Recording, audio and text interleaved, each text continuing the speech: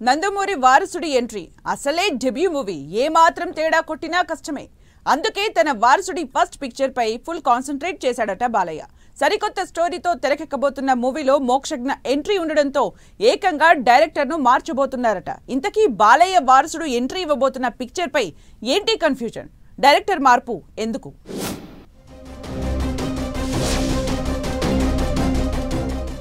Nandamuri Balakrishna నటిస్తోన్న Aditya 999 cinema Tollywood లో మరోసారి hot topic గా మారింది. ఈ మూవీ డైరెక్టర్ ను మార్చే అవకాశం ఉందట. ఇటీవల విడుదలైన ఘాటి సినిమా ఎఫెక్ట్ తో బాలయ్య మరో డైరెక్టర్ కోసం సెర్చ్ చేస్తున్నారట. ఘాటిలోని కొన్ని సీన్లు ప్రేక్షకులని ఆకట్టుకోలేదని, ఆడియన్స్ టేస్ట్ కు తగ్గట్టుగా రూపొందించలేదని బాలయ్య భావిస్తున్నారట.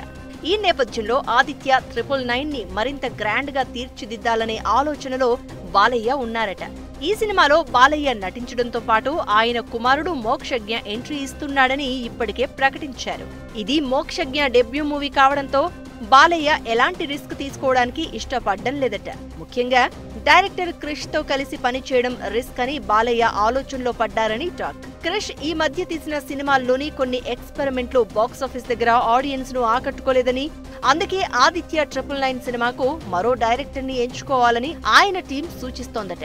ఇప్పటికే కొందరు సీనియర్ డైరెక్టర్లతో చర్చలు జరుగుతున్నాయని అంటున్నారు. కృష్ణ కాదని మరో డైరెక్టర్ ను తీసుకోవాలనైతే ఫిక్స్ అయిపోయారట.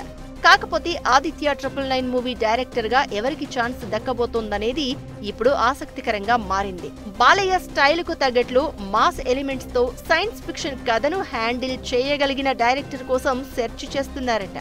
పైగా మోక్షజ్ఞ ఫస్ట్ పిక్చర్ కావడంతో ఆయన్ను వెండి తెర మీద బాగా చూపించేంత టాలెంట్ ఏ దర్శకుడికి ఉందని ఆరా తీస్తున్నారట.